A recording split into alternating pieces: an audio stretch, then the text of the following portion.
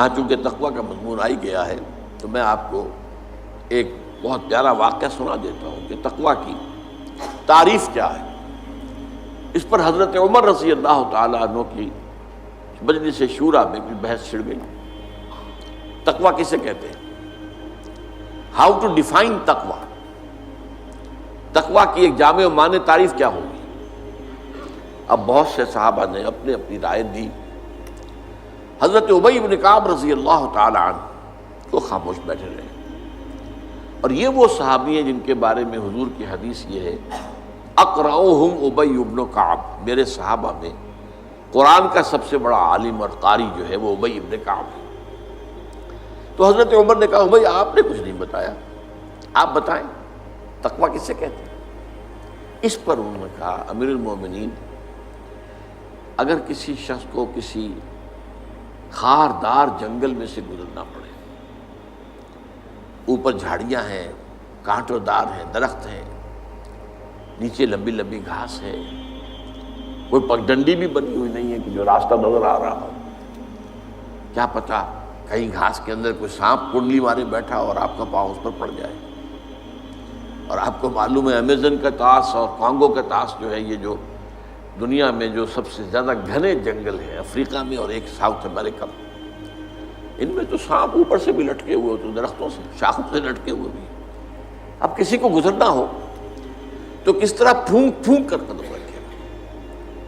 دیکھ دیکھ کر، چوکنا ہو کر، اچھی طرح احتیاط سے۔ یہ در حقیقت تقویٰ ہے، بچنا، کہیں میرے کپڑے کسی کانٹوں میں الجھ نہ جائیں، کہیں میرا پاؤں کسی موذی جانور کے اوپر نہ آ جائے، کہیں میرا پاؤں کسی موذی جانور کے بل یا بھٹ میں نہ پڑ جائے۔ اب اس طریقے سے پھونک پھونک کر، جس کو ہم کہتے ہیں محاورے میں پھونک پھونک کر قدم رکھنا، اور پوری طرح چوکس اور چوکنے ہو کر راستہ طے کرنا، یہ تقویٰ ہے۔ اس پہلو سے در حقیقت یہ زندگی جو ہے یہ بھی ایک سفر ہے، جس کے لیے حدیث ہے حضور کی، کن فی الدنیا کانک غریب و عابر سبیل، دنیا میں ایسے رہو جیسے کہ تم اجنبی ہو۔ یہ بہت قابل غور ہے معاملہ۔ اصل میں ہم دیکھتے ہیں عام لوگوں کی دلچسپیاں کیا ہیں، عام لوگ کدھر بھاگ رہے ہیں، کدھر دوڑ رہے ہیں، سب کو دنیا کی پڑی ہوئی ہے، بہتر سے بہتر مکان، عالیشان سے عالیشان محل، نئی سے نئی کار، اعلیٰ سے اعلیٰ کار۔ اس میں ایک آدمی جو ہے جو حق پر چلنے والا ہو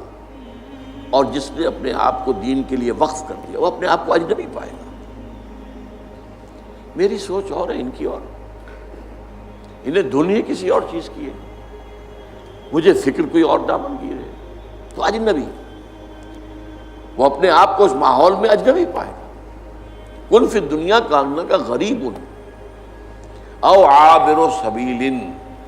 یہ ایسے رہو جیسے کہ راستہ گزرنے والا ہوتا ہے، اسے راستے سے کوئی پیار نہیں ہوتا، اصل میں تو منزل ہے جہاں پہنچنا ہے، اسے راستہ اس منزل تک پہنچانے کا ذریعہ ہے۔ یہی وجہ ہے کہ حضور نے فرمایا صلی اللہ علیہ وسلم، مالی ولی دنیا، مجھے تمہاری دنیا سے کیا سروکار، انما مثلی کا راکب استظل تحت شجرۃ ثم راح فترکھا، میری مثال تو اس مسافر کی سی ہے، سوار جو تھوڑی دیر کے لیے رکتا ہے کسی درخت کے سائے میں سستانے کے لیے، تھوڑا سا آرام کرنے کے لیے، پھر وہ چھوڑتا ہے اس کو، اپنا راستہ لیتا ہے۔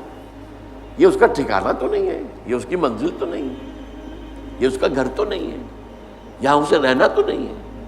تو ٹھیک ہے، دنیا کا درخت کا ایک سایہ تم پر بھی چھت کا ایک سایہ ہو جائے، بہت غنیمت ہے،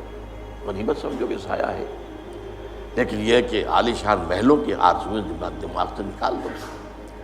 دنیا کی چیزوں کی طلب جو ہے وہ دل سے نکال دو، باہر کر دو، جس کو کہتے ہیں